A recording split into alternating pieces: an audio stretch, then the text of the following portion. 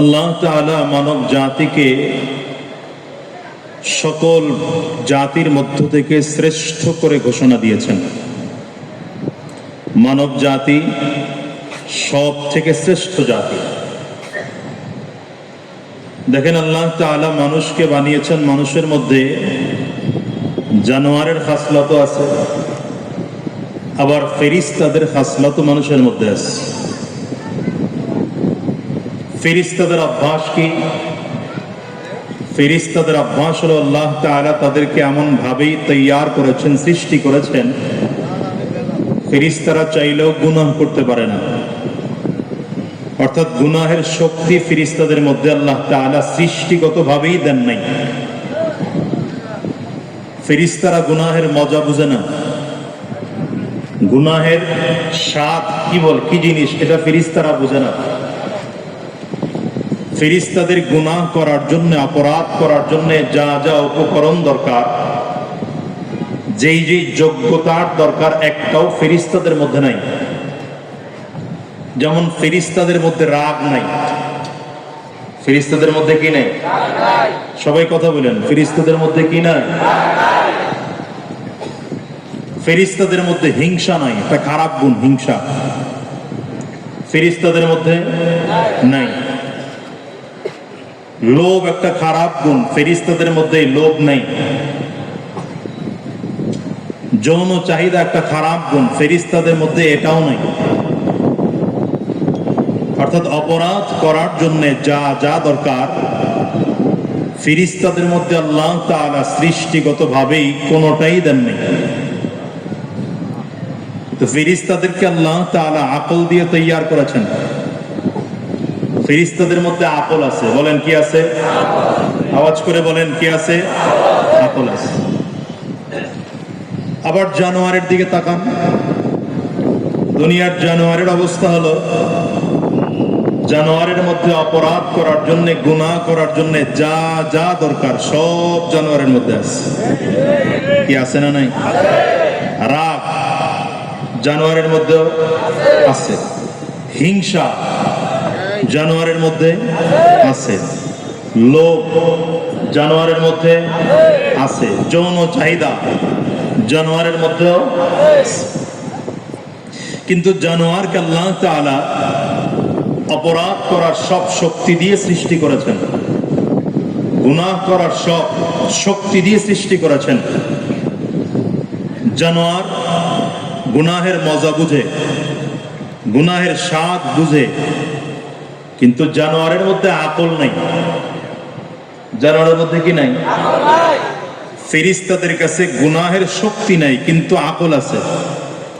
জানোয়ারের কাছে গুনাহের শক্তি আছে, অপরাধের শক্তি আছে, আকল।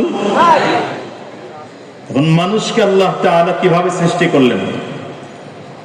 দেখেন, মানুষের মধ্যে জানোয়ারের খাসলত আছে, ফেরেশতাদের খাসলত আছে। যেমন মানুষের মধ্যে জানোয়ারের খাসলত একটা বদ আখলাক, রাগ মানুষের মধ্যেও আছে। কি আছে না নাই? কথা বলেন, আছে না নাই?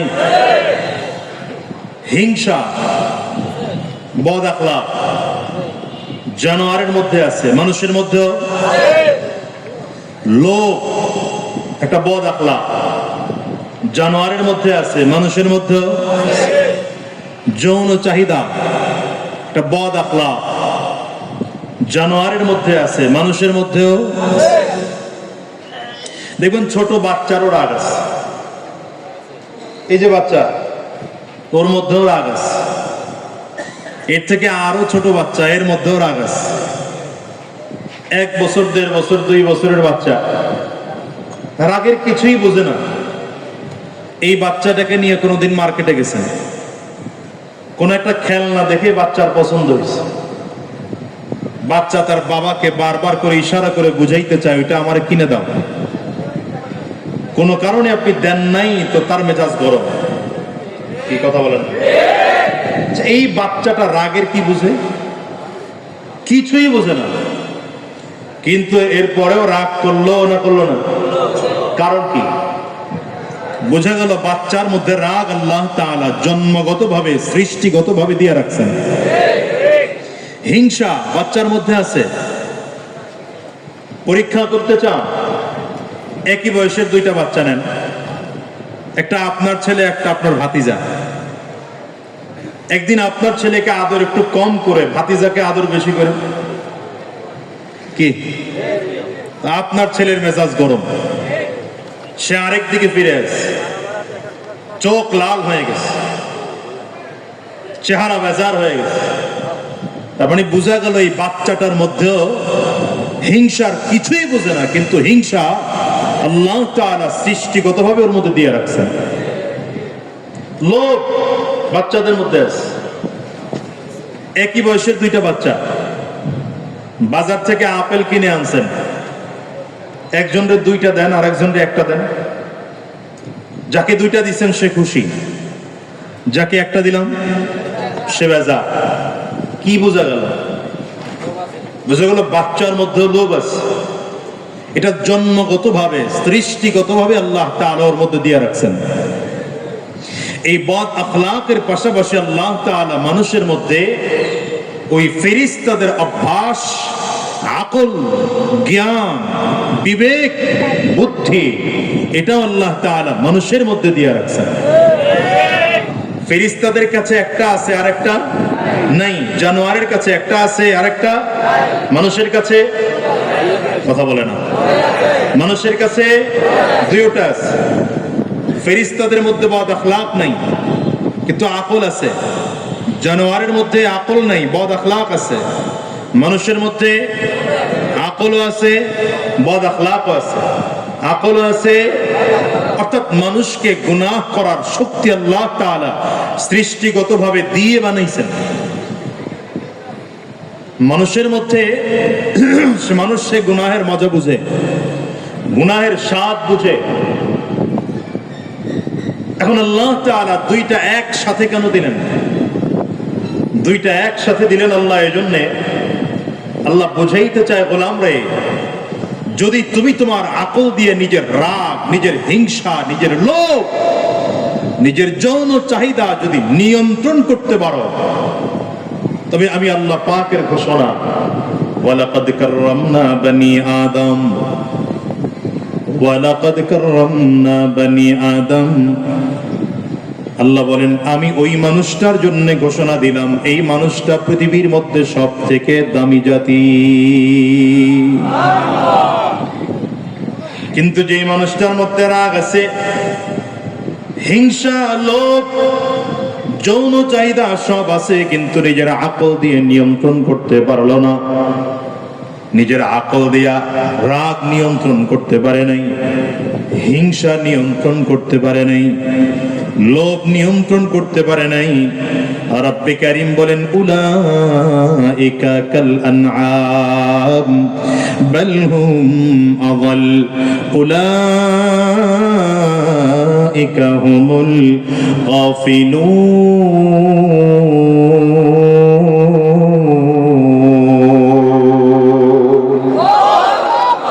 আল্লাহ বলেন যে মানুষটার মধ্যে রাগ আছে, হিংসা আছে, লোভ আছে, যৌন চাহিদা আছে, কিন্তু নিজের আকল দিয়া রাগ, হিংসা, লোভ এগুলোকে নিয়ন্ত্রণ করতে পারলো না, আল্লাহ বলেন এদের অবস্থা হলো এমন, এরা চতুষ্পদ জানোয়ারের মতো। শুধু তাদের মতোই নয়, আল্লাহ বলেন তাদের চেয়েও মানুষটা খারাপ। তাহলে দামি হওয়া আর না হওয়া নির্ভর করে আকলের উপরে। বলেন কিসের উপরে? যদি আকলের মাধ্যমে গুনাহ থেকে বেঁচে থাকতে পারি তো দামি, আর যদি আকল থাকার পরেও গুনাহ থেকে বাঁচতে না পারলাম তাহলে দামি না। কি কথা বলেন না? এটা ছোট্ট উদাহরণ দিলে ভালো করে বুঝবেন। দেখেন আল্লাহ তাআলা জানোয়ারের সাথে মানুষকে তুলনা করলেন কেন? জানোয়ারের কাজ কি বলেন তো? জানোয়ারের কাজ হলো খাওয়া আর ঘুম। জানোয়ারের কাজ কি বলেন না? জানোয়ারের কাজ কি? খাওয়া। সারাদিন জানোয়ারটা ঘুমাবে সারা রাত, সকাল 8টা 8:30 ওরে মাঠের মধ্যে নিয়ে বাইন্দা রেখে আসবেন। সারাদিন এই জানোয়ার শুধু খায়, কথা বলেন। এই খাইতে গিয়া হালাল নাই, হারাম নাই, সুদ নাই, ঘুষ নাই, ভালো নাই, মন্দ নাই, পাক নাই না পাক নাই, জায়েজ নাই না জায়েজ নাই, নিজেরটা নাই পরেরটা নাই, যা পায় তাই আস্তে খায় না, খায় না, হালালটা খায় হারামটা খায় না। আপনি এক গরুকে ভালো কোনো আলেম রে দিয়া 1 ঘন্টা ধরে ওয়াজ করে বুঝাইলেন, দেখ রে এই যেই তোরে ক্ষেতের মাঝখানে বাইন্ধা রাখলাম, আপনাদের দেশে 2 ক্ষেতের মাঝখানে এইটারে কি বলে, যে আইল বলে, আইল তো ঠিক আছে মিলছে। এই আইলের ডান সাইডেরটা আমার, বাম সাইডেরটা আর একজনের।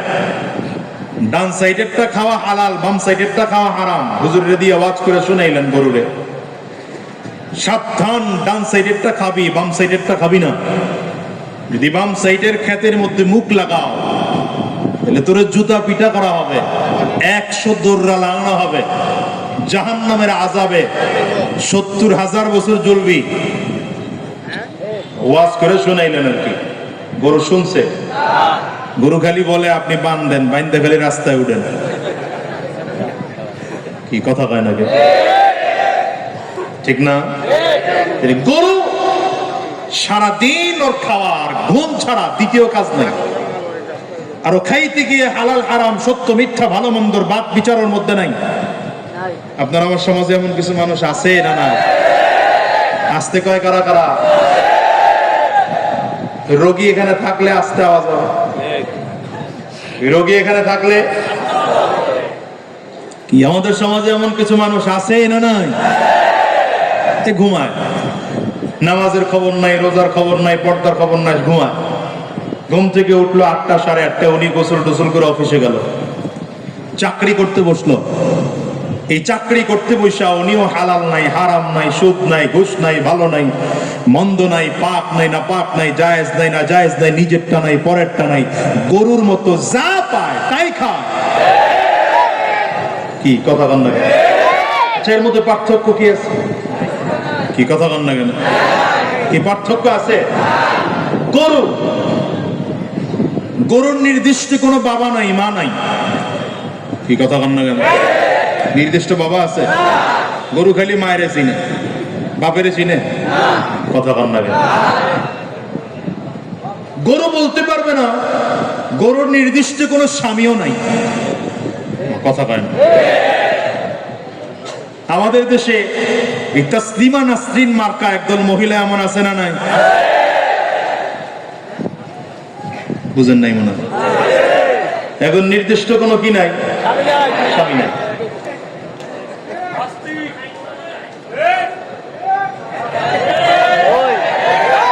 এই নাস্তিক মার্কা, তাসলিমা নাসরিন মার্কা বদমাশগুলো এখন আবার তাদের অধিকার চায়। নাম দিয়েছে কি?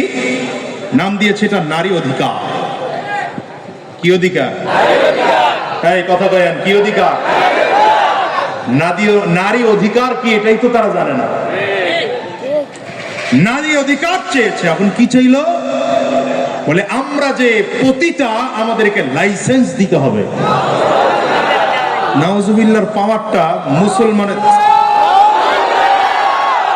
এটা 5ই আগস্টের আগে হইলে ঠিক আছিল, কিন্তু 5ই আগস্টের পরে এই নাউজুবিল্লাহর আওয়াজ মানায় না। আরো জোরে বলেন। এরা বলে পতিতার লাইসেন্স চাই। কি কথা বলেন না কেন? আচ্ছা, আমি এটা একটু পরে রাখি, আমি আগে বলি আপনাদেরকে। একজন লোক চুরি করে, আপনার কাছে এসে বলল, চেয়ারম্যান সাহেব আমি চুরি করবো, এটার লাইসেন্স চাই। কি কথা? আমার এই পেশাদার কি দিতে হবে? বৈধতা দিতে হবে। কে কে দিবেন? হাত তোলেন। কথা বলে না। একজন লোক ডাকাতি করে, সমাজে এসে বলল যে আমার স্বীকৃতি দেন, আমি যে ডাকাত এটার কি দেন, মানে আমার ডাকাতি পেশাটাকে বৈধ করতে হবে। কে কে দিবেন অনুমতি? একজনও না। একজন লোক ছিনতাই করে, আপনি বললেন যে এটার পারমিশন দেন, স্বীকৃতি দেন, মানে আমার পেশাটা যেন বৈধ হয়। কি কথা বলেন? দিবেন তো? চুরির বৈধতার লাইসেন্স হয় না, ডাকাতির বৈধতার লাইসেন্স হয় না, খুনের বৈধতার লাইসেন্স হয় না, ছিনতাইকারীর বৈধতা লাইসেন্স হয় না। কথা বলেন না কেন? সুদের বৈধতার লাইসেন্স হয় না, ঘুষের বৈধতার লাইসেন্স হয় না, অন্যভাবে হত্যা করার লাইসেন্স হয় না। ঠিক তেমনি ভাবে কোনদিন পতিতার বিশ্বাবৃত্তির লাইসেন্স হতে পারে না। আমরা মোহতারাম ডক্টর ইউনূস সাহেবের সরকারকে বলবো, ভালো আছেন, ভালো থাকেন। কথা বলেন না কেন? আমরা চাই দেশের নির্বাচন, যে একদল তো আছে এখনই চাই নির্বাচন, নির্বাচন দেন, খাওয়া শুরু করি। কথা বলেন। আমি বলি ভিন্ন কথা, আমি বলি তাদের কথার যুক্তি আছে। কেন? কারণ হলো যারা রাজনীতিটাকে খাওন বানায় নিছে। রাজনীতিটা কি? আপনি বলেন তো, বড় বড় রাজনীতিবিদদের ইনকামের রাস্তা কি? ব্যবসা আছে, চাকরি আছে, বাণিজ্য আছে, তারা কি দিয়ে খায়? তুই এত টাকার মালিক হলো কেমনে? জিজ্ঞাসা করছেন কোনোদিন এত টাকার মালিক হলো কেমনে? ভোটে দাঁড়াইতে আবার তারে ভোটে দেন। আবার হুজুররা যদি গিয়ে দাঁড়ায়, তখন হুজুরেরা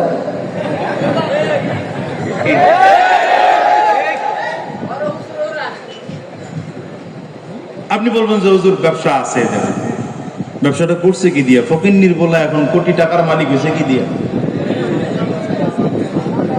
এই রাজনীতিটাকে তারা ব্যবসা বানিয়েছে। মনে রাখবেন, আমি আগেই বলেছিলাম, রাজনীতি কোনো ব্যবসা নয়, রাজনীতি কোনো বিজনেস নয়, রাজনীতি একটা খেদমতের জায়গা। রাজনীতি কিসের জায়গা? এটা সেবার জায়গা, খেদমতের জায়গা। যারা এদেশে রাজনীতিকে পেট নীতি বানিয়েছে, দুর্নীতি বানিয়েছে, চাঁদাবাজের মহড়া বানিয়েছে, ওরা রাজনীতি করে না, ওরা পেট নীতি করে, দুর্নীতি করে। বাংলার জমিন থেকে ওদেরকে জুতা পিটা করে বিদায় করা দরকার, জুতা পিটা করে বিদায় করা দরকার।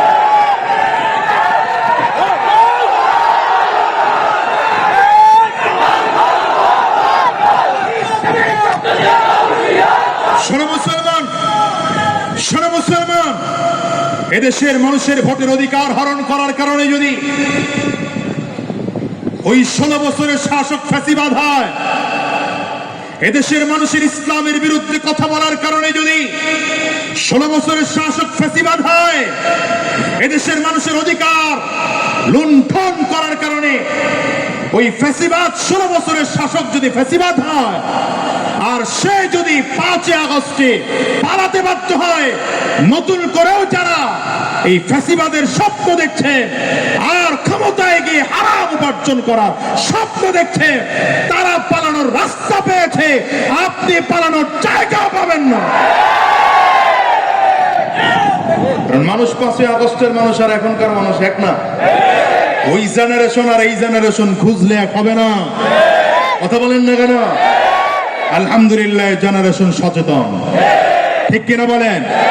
এরা সত্য মিথ্যা পার্থক্য করতে চিনেছে, এরা ভালো মন্দ যাচাই বাছাই করতে চিনেছে, এরা এখন সত্য মিথ্যা যাচাই বাছাই করতে জানে, ঠিক কিনা বলেন?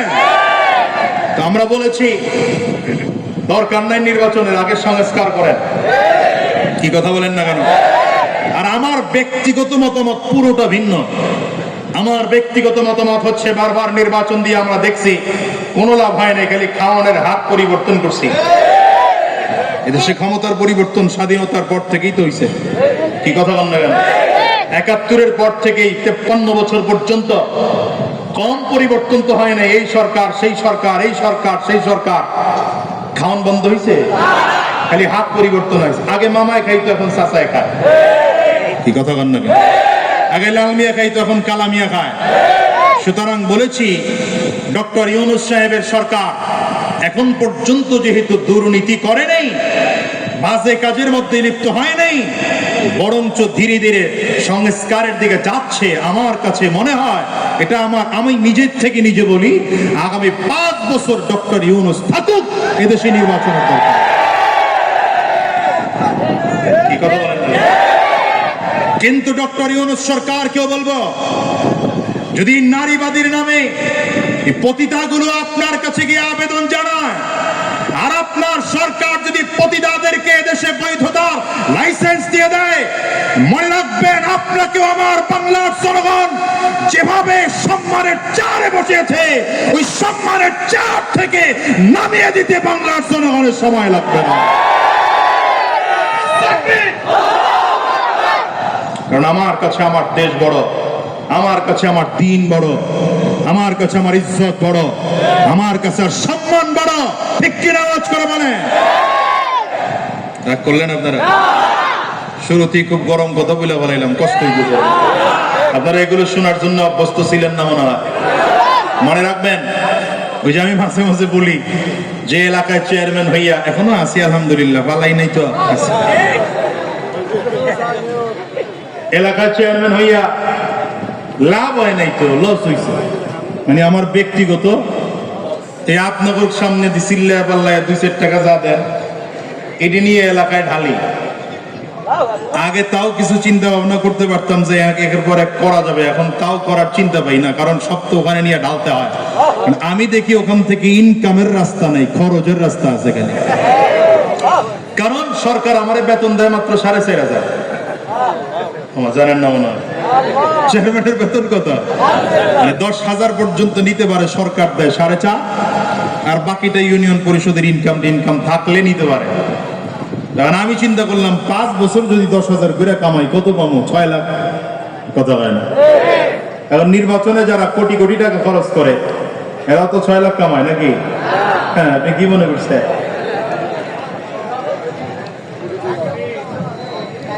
হ্যাঁ, ইসলামী আন্দোলন বাংলাদেশ গোটা বাংলাদেশের চেয়ারম্যানদের মাধ্যমে, যদিও খুব কম, 5,000 চেয়ারম্যানদের মধ্যে 12-14 জন, খুব বেশি না, কিন্তু যে কয়েকটা ইউনিয়ন এদেশে ইসলামী আন্দোলনের হাতে এসেছে, তারা দেখিয়েছে সত্য আর নিষ্ঠার প্রতিষ্ঠা কেমন করে করতে হয়।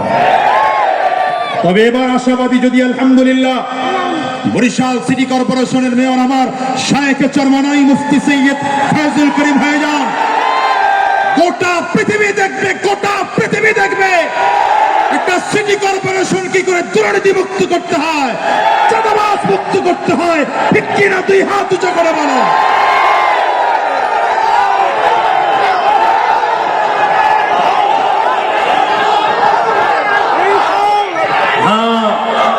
হুজুররা ক্ষমতায় গেলে ঝামেলা আছে। হুজুররা ক্ষমতায় গেলে, একদল হুজুররা যেন ক্ষমতায় যেতে না পারে, খুব উঠে পড়ে লেগে গেছে। ডেট অলরেডি 2টা শেষ। তবে বলেছি, 3য়-বার ঘরে ফিরে যাওয়ার জন্য রাজপথে নামবো না। কি কথা বলেন না কেন? আমার শায়েখের পাওয়ারও কিছু নাই, হারানোরও কিছু নাই। হারানোরও কিছু নেই, পাওয়ারও কিছু নেই। কারণ আল্লাহ তাকে যে সম্মান দিয়েছেন, যে মর্যাদা দিয়েছেন, এটা সিটি কর্পোরেশনের মেয়র, তার জন্য অনেক বড় কিছু না।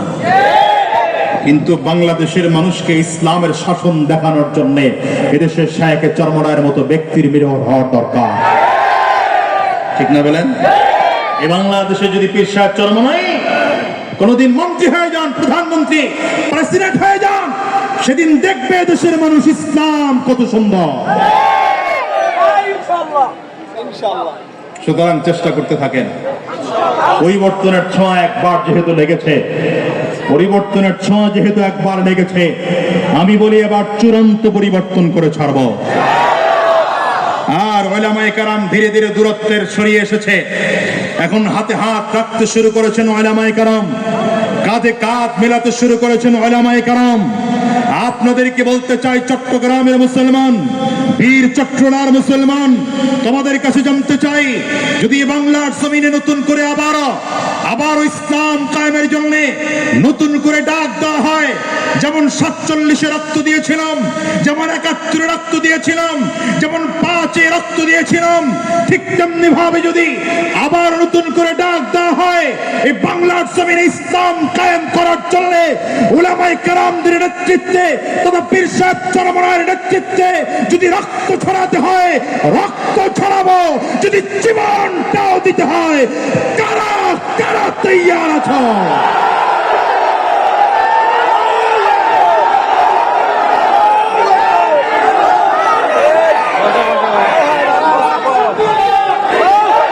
আল্লাহ কবুল করুন, আমিন বলেন, জোরে আমিন বলেন। এটা মনে থাকবে কতদিন? নির্বাচনের আগ পর্যন্ত।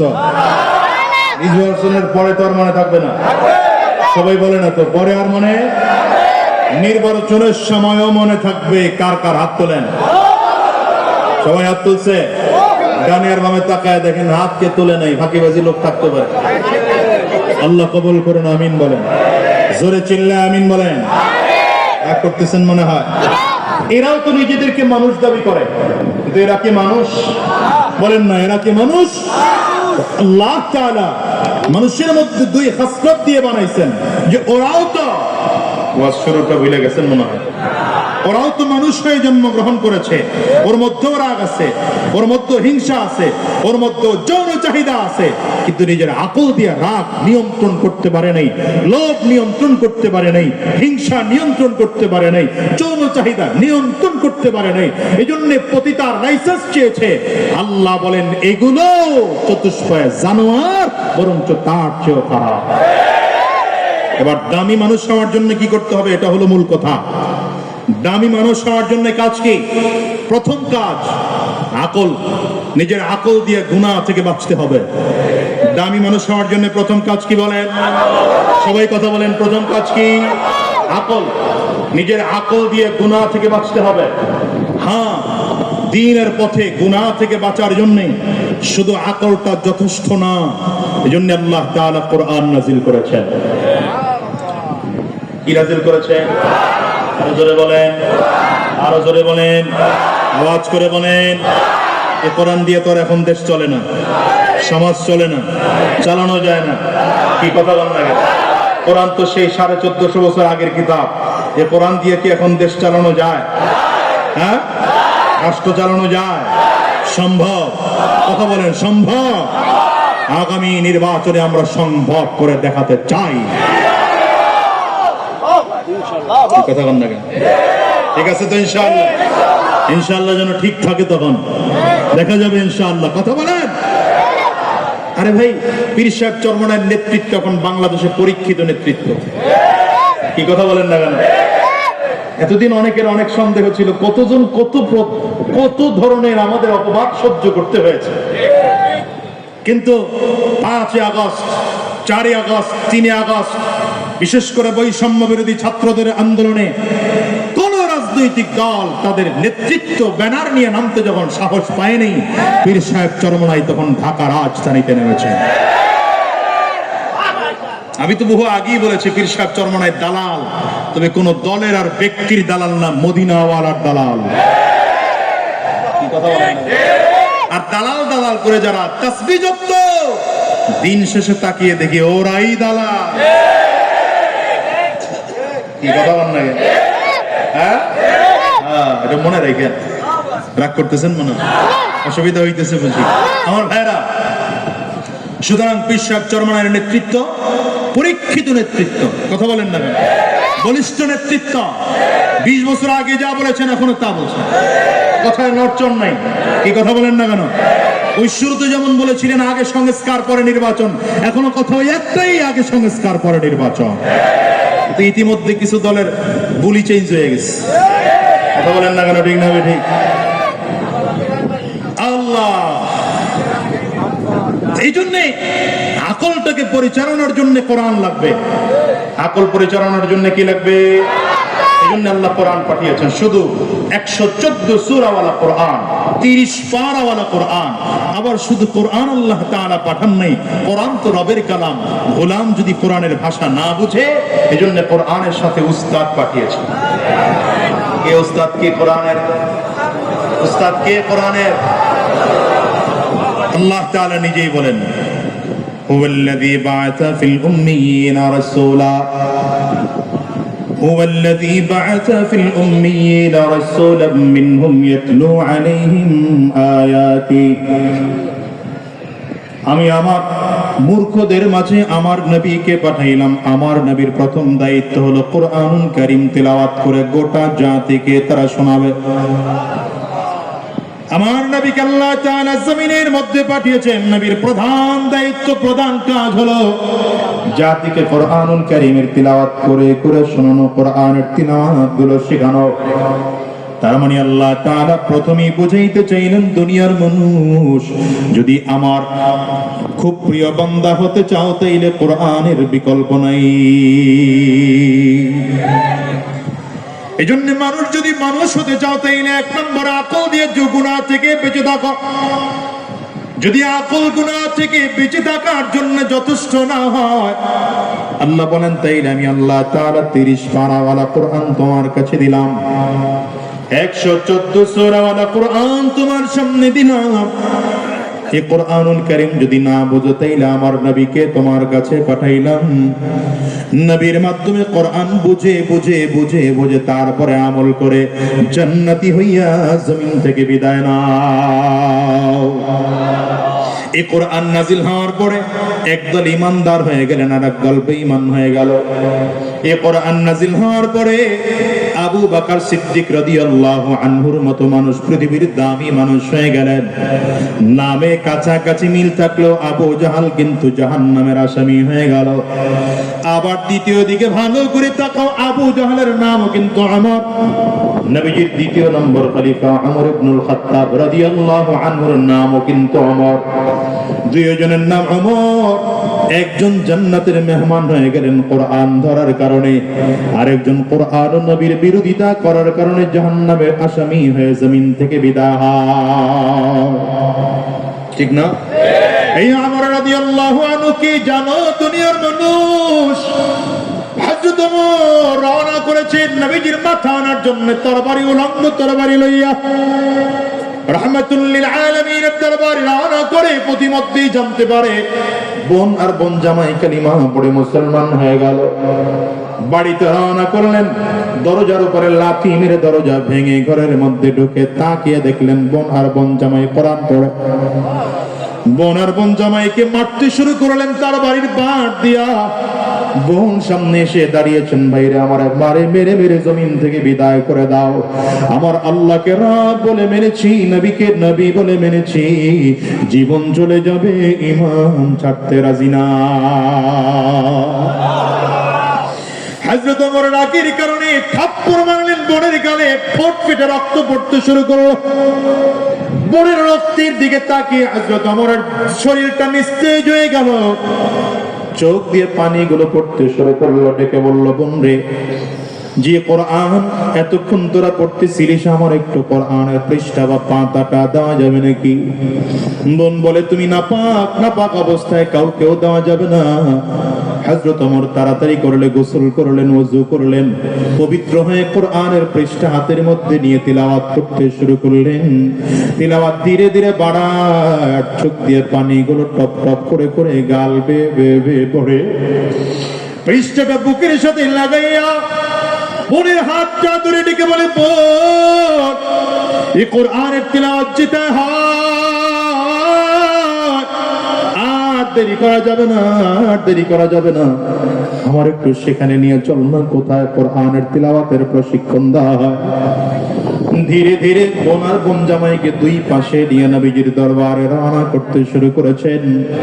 রাহমাতুল লিল আলামিন দূর থেকে তাকিয়ে দেখেন ওমর সামনের দিকে আগাইতেছে। নবীজি বসার থেকে দাঁড়িয়ে গিয়েছেন, ওমর একদম সামনে এসে দাঁড়ালো।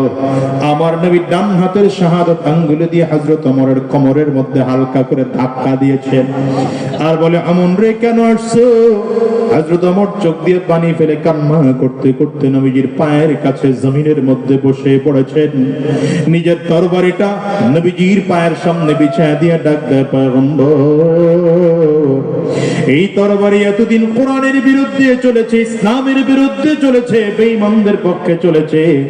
আজকে থেকে এই তরবারি বেঈমানদের বিরুদ্ধে আর বেঈমানদের পক্ষে চলবে না, ইসলামের পক্ষে, কোরআনের পক্ষে, দ্বীনের পক্ষে চলবে। হযরত ওমর হাতটা বাড়িয়ে দিলেন, পয়গম্বর, হাত বাড়িয়ে দিলেন। কালিমা পড়া দেন, মুসলমান হয়ে যাব। এ দুনিয়ার মুসলমানেরা নামে তো ঠিকই মিল আছে। এক অমর হলো আবু জাহাল, আরেক অমর হলো ওমর ইবনুল খাত্তাব। এক অমর জাহান্নামের আসামি হয়ে গেল, আরেক অমর আল্লাহর জান্নাতের মেহমান হয়ে জমিন থেকে বিদায় নিল। কি বোঝা গেল দুনিয়ার মুসলমানেরা? শোনো, কোরআনুল কারীম যখন নাযিল হয়ে গেল, আমার নবী যখন নবুয়ত প্রাপ্ত হয়ে গোটা মানুষদেরকে দ্বীনের দাওয়াত দিতে শুরু করলেন, মানুষদের মধ্যে দুইটা দল হয়ে গেল। একদল নবীকে মানতে শুরু করলেন, আর একদল বিরোধিতা করতে শুরু করেছেন। যারা মেনেছেন তারা কামিয়াব, তারা জান্নাতি হয়ে গেলেন। মনে রাখবেন সাহাবায়ে কেরাম আল্লাহ তাআলার যখন আল্লাহ পাকের উপরে ঈমান এনে আল্লাহকে রব বলে মেনে নিলেন, আমার নবী 10 জন সাহাবীকে জান্নাতের সার্টিফিকেট দিয়েছেন নিজের জীবদ্দশায়। শুধু 10 জন সাহাবীকে জান্নাতের সার্টিফিকেট নয়, বরং আমার নবী আরো সার্টিফিকেট দিলেন।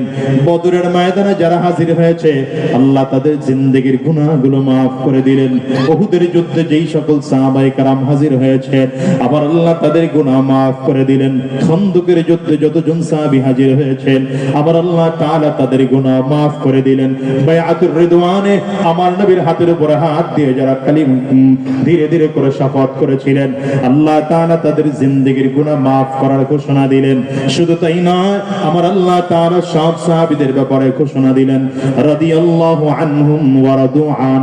আল্লাহ তোমাদের প্রতি সন্তুষ্ট, তোমরাও আল্লাহ পাকের প্রতি সন্তুষ্ট।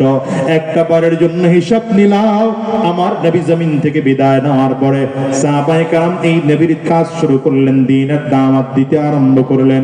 কারণ আমার নবীর পরে আর কোন নবী গোটা জমিনের মধ্যে আসবে না। এই জন্য সাহাবায়ে কেরাম দেখলেন নবী যখন জমিন থেকে বিদায় হয়ে গেল, দ্বীনের দাওয়াত বন্ধ করা যাবে না। কোরআনের তালিম, কোরআনের দাওয়াত গোটা জাতির মাঝে দিতে শুরু করলেন। আবার সাহাবায়ে কেরামদেরকে যারা অনুসরণ করতে শুরু করলো, গোটা সমাজের মধ্যে এরা তাবিঈন হয়ে গেল। ধীরে ধীরে ধীরে ধীরে সাহাবায়ে কেরাম জমিন থেকে বিদায় নিয়ে নিলেন। এখন তাবিঈন গোটা সমাজের মাঝে দ্বীনের দাওয়াত দিতে শুরু করলেন। যুগের পরিবর্তনে তাবিঈনরাও জমিন থেকে বিদায়। তাবিঈনদেরকে যারা অনুসরণ করতেন, তারা তাবিঈন, তারা এখন দ্বীনের দাওয়াত দিতে শুরু করলেন। যুগের পরিবর্তনের কারণে তাবিঈনরাও জমিন থেকে বিদায় হয়ে গেলেন। এমন একটা সময় ছিল যেই যুগে আইম্মায়ে মুজতাহিদিন দেশের মানুষকে দ্বীনের দাওয়াত দিয়ে শোনাইতেন। গোটা পৃথিবীর মানুষকে তারা দ্বীন শিখিয়েছেন। তারা বিদায় নেওয়ার পরে উলামায়ে মুতাকাদ্দিমিন গোটা পৃথিবীর মানুষকে দ্বীন শিখিয়েছেন। তারা বিদায় নেওয়ার পর উলামায়ে মুতাআখিরিন গোটা পৃথিবীর মানুষকে দ্বীনের দাওয়াত দিয়ে কোরআন শিখিয়েছেন। শুধু তাই নয়, বাংলাদেশের সিচুয়েশনের দিকে তাকাও। একটা সময় এমন ছিল, হাফিজ হুজুর রাহমাতুল্লাহি আলাইহি এদেশের মানুষকে দ্বীনের কথাগুলো বলে বলে শোনাইতেন। এমন একটা সময় ছিল, সদস্য হুজুর রাহমাতুল্লাহি আলাইহি এদেশের মানুষকে দ্বীনের কথাগুলো বলে বলে শোনাইতেন। এমন একটা যুগ ছিল, মুফতি আমিনী রাহমাতুল্লাহি আলাইহি এদেশের মানুষকে দ্বীনের দাওয়াত দিয়ে দিয়ে শোনাইতেন। এমন একটা সময় ছিল, দ্বীনের কথাগুলো বলে শাইখুল হাদিস আল্লামা আজিজুল হক রাহমাতুল্লাহি আলাইহি শোনাইতেন। এমন একটা সময় ছিল রে যুবক, যেই সময় চরমনাইর ইসহাক রাহমাতুল্লাহি আলাইহি এদেশের মানুষকে দ্বীনের কথাগুলো বলে বলে শোনাইতেন। এমন একটা সময় ছিল দুনিয়ার মুসলমান, চট্টগ্রামের বীর, চট্টগ্রামের মুরব্বী, গোটা বাংলাদেশের মুরব্বী শাইখুল ইসলাম আল্লামা শাহ আহমদ শফি রাহমাতুল্লাহি আলাইহি এদেশের মানুষকে দ্বীনের কথাগুলো বলে বলে শোনাইতেন। আল্লাহর বান্দা জমিন থেকে বিদায়। এমন একটা সময় ছিল, আল্লামা জুনাইদ বাবু নগরী রাহমাতুল্লাহি আলাইহি এদেশের মানুষকে দ্বীনের কথাগুলো বলে বলে শোনাইতেন। এদেশের মানুষকে দ্বীনের কথাগুলো বলে বলে শোনাইতেন। চরমনাইয়ের কালুমাটি সৈয়দ ফজলুল করিম রাহমাতুল্লাহি আলাইহি যুগের পরিবর্তনে আল্লাহর বান্দাও জমিন থেকে বিদায় হয়ে গেলেন। আমি তো বলি, মাঝে মাঝে বলি, আজকেও বলে যে এই চেয়ারগুলোতে তো আমরা আসলে বসার যোগ্যতা রাখি না। বসলাম কেন জানো? কাব্বারানি মাউতুল কুবারা, বড়রা নাই এই জন্য আমরা অযোগ্যরা সেই চেয়ারগুলো দখল করেছি। বাজানরে, এমন একটা দিন এই যুগের মধ্যে, এই যুগে এমন একটা সময় চলে আসবে যেই দিন এলান হবে জমিনের মধ্যে আমিরুল মুজাহিদিন বর্তমান পীর সাহেব হুজুর না। এমন একটা দিন চলে আসবে শেখ চরমনায় জমিনে নাই। এমন একটা দিন জমিনে আসবে, আল্লামা মামুনুল হক জমিনে থাকতে পারবেন না। এমন একটা দিনে জমিনের মধ্যে আসবে, কুয়াকাটার মৌলানা হাফিজুর রহমান সিদ্দিক জমিন থেকে বিদায় হয়ে যাবে। এমন একটা দিনে জমিনের মধ্যে আসবে, আল্লামা খালিদ সাইফুল্লাহ আইয়ুবী জমিন থেকে বিদায় হবে। এমন একটা দিন আসবে, আমি আজাদির মরণের খবরটাও ভাইকে এলান করে দাও। ওরে যুবক, দিলের কান লাগায় শোনো, এই দুনিয়ায় কেউ থাকতে পারে না, তুমি আর আমিও পারবো না। আমি তো বলি আমরা ধীরে ধীরে ধীরে ধীরে মুরব্বী হারা হয়ে যাচ্ছি। মুরব্বীরা আমাদেরকে ছেড়ে ধীরে ধীরে রবের কাছে চলে যাচ্ছে। আর এমন করতে করতে এমন একটা সময় আসবে যেদিন উলামায়ে কেরাম সমাজের মধ্যে থাকবেন না। গোটা সমাজ থেকে আল্লাহ তাআলা উলামায়ে কেরামদেরকে উঠিয়ে নেবেন। সেই দিন আল্লাহ পাকের ইলমও উঠে যাবে। সেই দিন গোটা পৃথিবীর মধ্যে আর আলেম থাকবে না, দিনদার সেদিন থাকবে না, কোরআনওয়ালা সেদিন থাকবে না, ঈমানওয়ালা সেদিন থাকবে না। মনে রাখবা, সেই দিন যদি ঈমানদার না থাকে, কোরআনওয়ালা না থাকে, এই দুনিয়া আর থাকবে না, কিয়ামত হয়ে যাবে। এই জন্য সাবধান করে বলি বাজার, দুনিয়ার টানে তো ডুবে আছো, মনে করতে পারো দুনিয়াটা অনেক বড়, 70 বছরের হায়াত, 60-80 বছরের হায়াত না রে বাজান না। এই বিশাল লম্বা হায়াতটাকে কিয়ামতের ময়দানে খুব ছোট মনে হবে। এই লম্বা হায়াত নয়, বরঞ্চ দুনিয়ার দিকে তাকাও।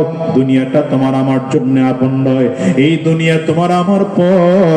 দুনিয়ার জন্য যত চেষ্টা করি, ফিকির করে, মেহনত করি, এই দুনিয়া তোমাকে আমাকে দুনিয়ায় থাকতে দেয় না, বরঞ্চ দুনিয়াটা তোমাকে আমাকে গরিব বানায় জমিন থেকে পাঠাইয়া দেয়।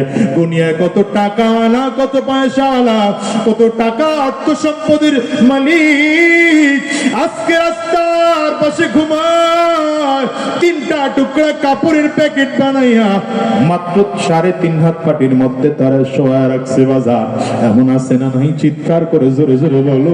আমি তো বলি, যেই টাকা যেই বাড়ি গাড়ির জন্য এত মেহনত করলা, ফিকির করলা, দেখো তো তাকাইয়া আমার দেশের মানুষগুলো যারা বাড়ি করে, বাড়ি করার আগে কোন ইঞ্জিনিয়ারকে দিয়ে এটার প্ল্যানিং করাইলে ভালো হবে, খুঁজে খুঁজে সেই ইঞ্জিনিয়ারকে দিয়ে প্ল্যানিং করায়। কোন কোম্পানির রড কিনলে বাড়িটা ভালো হবে, খুঁজে সেই কোম্পানির থেকে রড কিনলা। খুঁজে খুঁজে কোন কোম্পানির সিমেন্ট কিনলে ভালো হবে, খুঁজে খুঁজে সেই কোম্পানির থেকে সিমেন্ট কিনলা। কোন মিস্ত্রিকে দিয়ে কাজ করাইলে বিল্ডিংটা ভালো হবে, খুঁজে খুঁজে সেই মিস্ত্রিকে দিয়ে কাজ করাইলা। কিন্তু একটা বারের জন্য কি ফিকির করেছে রে যুবক,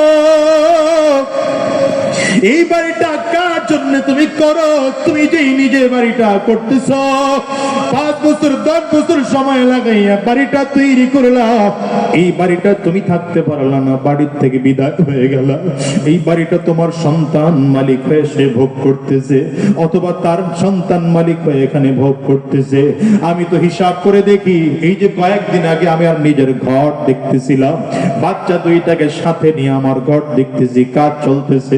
ছোট বাচ্চাটা বুঝে না, বলতে বলতে বলে ফেলছে, আব্বু মরে গেলে তো বাড়িটা আমাদেরই হবে।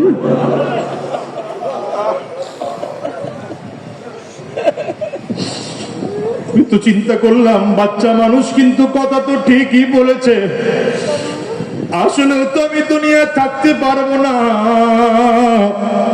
এই বাড়ি ছেড়ে চলে যেতে হবে, গাড়ি ছেড়ে চলে যেতে হবে, সম্মান ছেড়ে চলে যেতে হবে। এ বাজান রে, দেখো না দুনিয়ায় কত মানুষ জমিন থেকে বিদায় হয়, কত মানুষ ট্রাকের নিচে পড়ে মারা যায়, কত মানুষ ট্রাকের চাপায় পড়ে মারা যায়, কত মানুষ মোটর সাইকেলে অ্যাক্সিডেন্ট করে মারা যায়, কত মানুষ নদীর মধ্যে ডুবে জমিন থেকে বিদায় হয়, কত মানুষ হার্ট অ্যাটাক করে মারা যায়, কত মানুষ কত সমস্যায় হয়ে, কত মানুষ কত অসুবিধা হয়ে মারা যায়।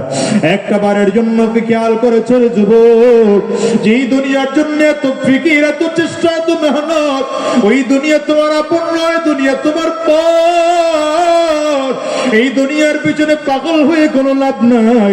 আমি তো খেয়াল করে দেখো, ভালো করে খেয়াল করে দেখো, এই দুনিয়ার টাকাওয়ালা, ক্ষমতাওয়ালা, সম্মানওয়ালা সব পড়ে থাকবে, মাত্র 3টা কাপড়ের প্যাকেট হয়ে জমিন থেকে বিদায় হওয়া লাগবে। বাজানরে তাকায় দেখো না, দুনিয়ার যতগুলো মানুষ আছে আজকের এই ময়দানেও যারা হাজির, নাজির, সব কবরের যাত্রী এই দুনিয়ায় কেউ চিরস্থায়ী থাকার জন্য আসে নাই রে বাজার। কারণ এই দুনিয়ার থেকে কত মানুষ সন্তানকে হারিয়ে ফেলেছে, কত মানুষ তার মাকে হারিয়ে ফেলেছে, কত মানুষ তার বাবাকেও হারিয়ে ফেলেছে, কত মানুষ তার বিবিকে হারিয়ে ফেলেছে। পর্দার আড়ালে মা বোনদের দিকে তাকাও, দেখো মা বোনরা কতজন তার স্বামীকে হারিয়ে ফেলেছে।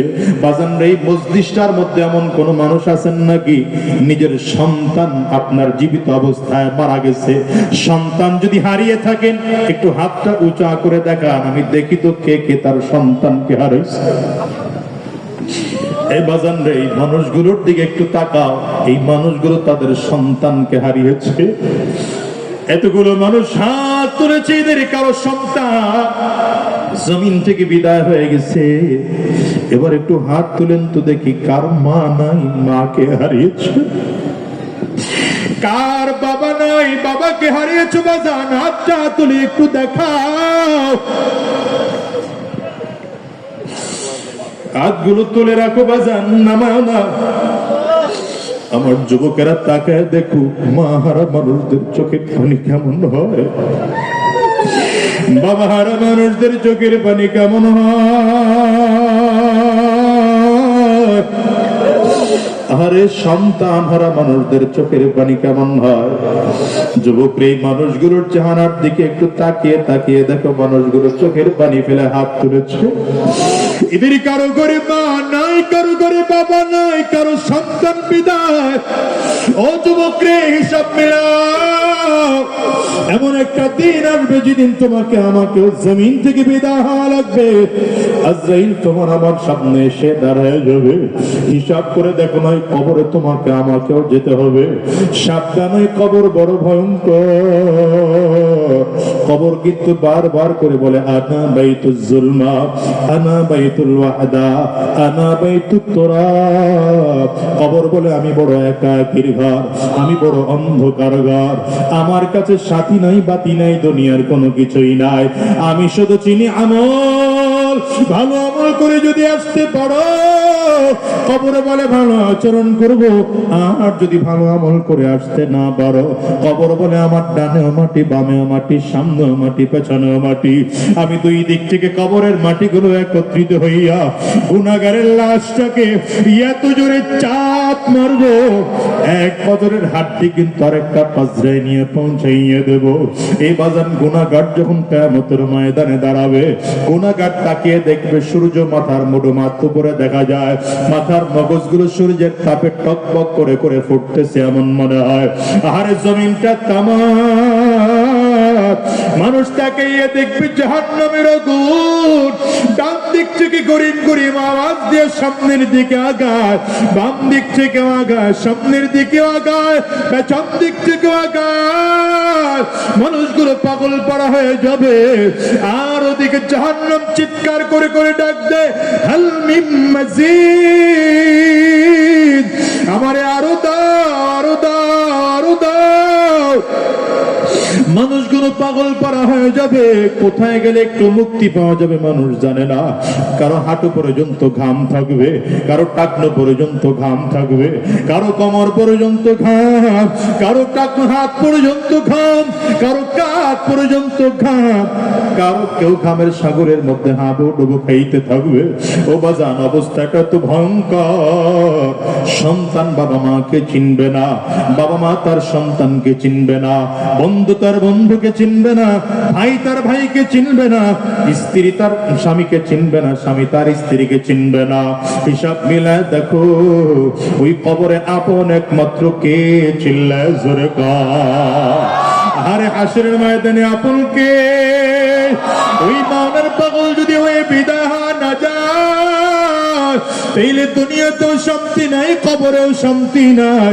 এই জন্য বলে যাই বাজান, গুনাহ ছেড়ে দাও, আরাম রাস্তা ছেড়ে দাও। যদিও তোমার আমার মধ্যে আল্লাহ তাআলা গুনাহের সাত গুনাহের মজা দিয়ে সৃষ্টি করেছে, কিন্তু আজকের ময়দান থেকে ওয়াদা করে বিদায় হও, আমরা আরাম রাস্তায় কদম বাড়াবো না, শয়তানি রাস্তায় কদম বাড়াবো না, আমার মালিকের পাগল হয়ে যাব।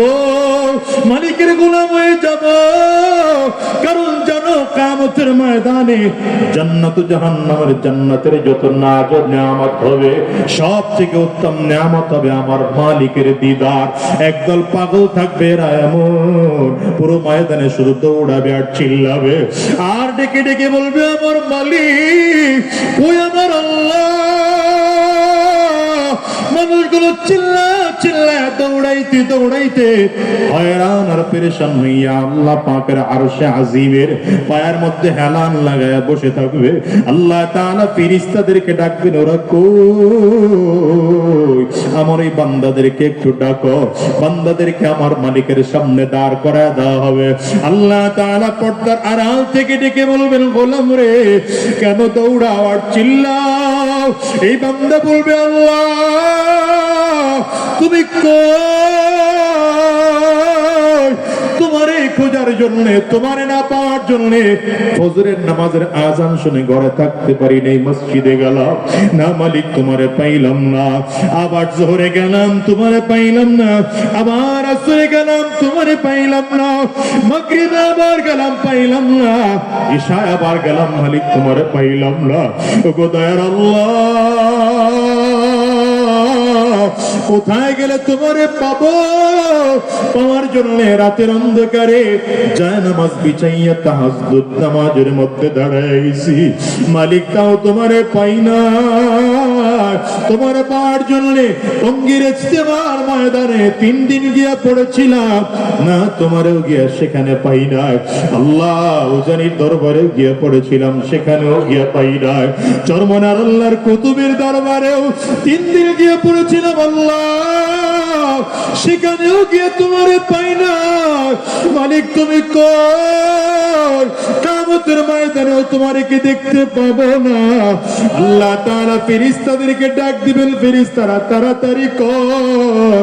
আমি আমার এই বান্দাদেরকে অনেক ঘোরাইলাম, আর ওদেরকে ঘোরাবো না, ঘোরাবো না।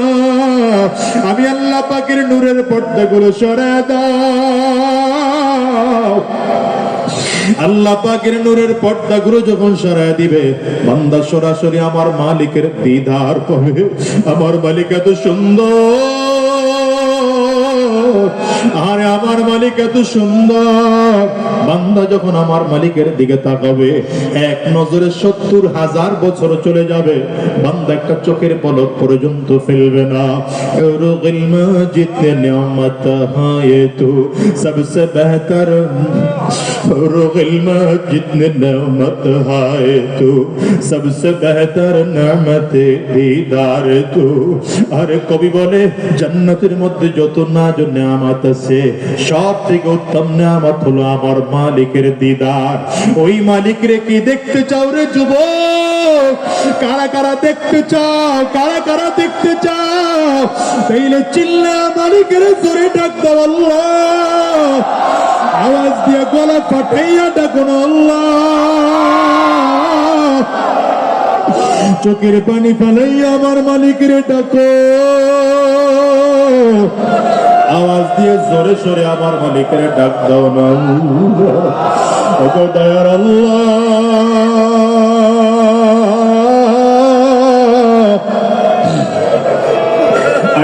তোমার গোলামদেরকে একটু তাকাও, তাকাইয়া দেখো তোমার গোলামদের চোখের কোটার পানি, কারো চক্ষু 2টা লাল। আল্লাহ আমরা গুনাহ করে ফেলেছি, অন্যায় করে ফেলেছি, পাপ করে ফেলেছি। ওয়াদা করলাম 2 হাত উঁচা করে আর গুনাহ করব না, আর হারাম রাস্তায় কদম বাড়াবো না, আর 1 ওয়াক্ত নামাজ ছাড়বো না, আর শয়তানি রাস্তায় চলবো না। আল্লাহ, আল্লাহ তোমার গোলামদের দিকে কুদরতি নজর দিয়া তাকাও। আয় আল্লাহ তুমি তাকাও।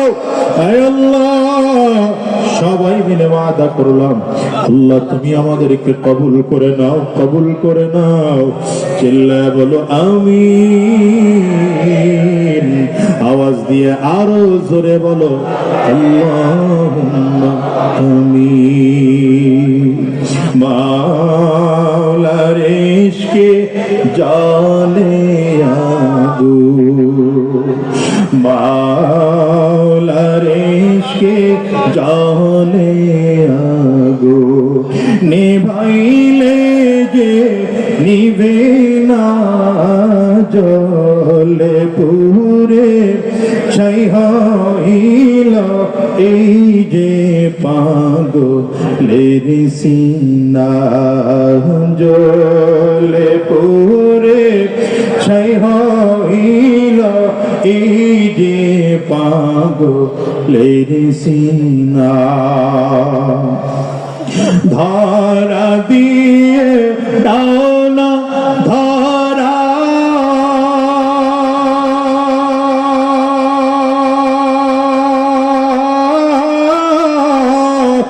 কাছে থেকে দানা সারা ধরা দিয়ে দানা ধরা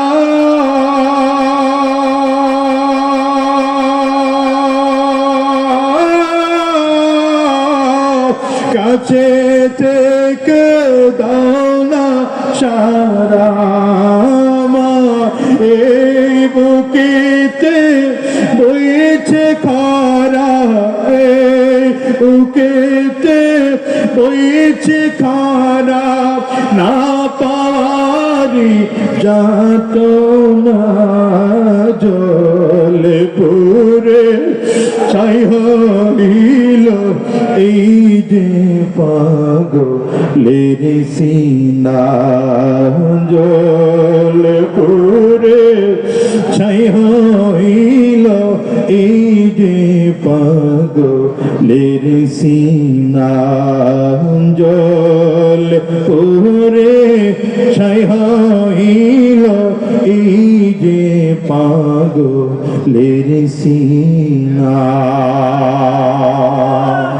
আমার ভাইরা, লম্বা সময় নেওয়ার মতো আর সুযোগ নাই, যেহেতু হযরত পীর সাহেব হুজুর চরমনাই খুব আগেই আমাদের সামনে কাছে চলে আসছেন। অল্প সময়ের মধ্যে হুজুর স্টেজে চলে আসবেন ইনশাআল্লাহ। এই মাহফিল পেয়ে আপনারা খুশি না বেজা? চট্টগ্রামে হুজুরের সফর খুব বেশি হয় না, এবছর যেহেতু হুজুর সফর দিয়েছেন, এই মাহফিলটা প্রতি বছর হোক, আপনারা চান কি চান?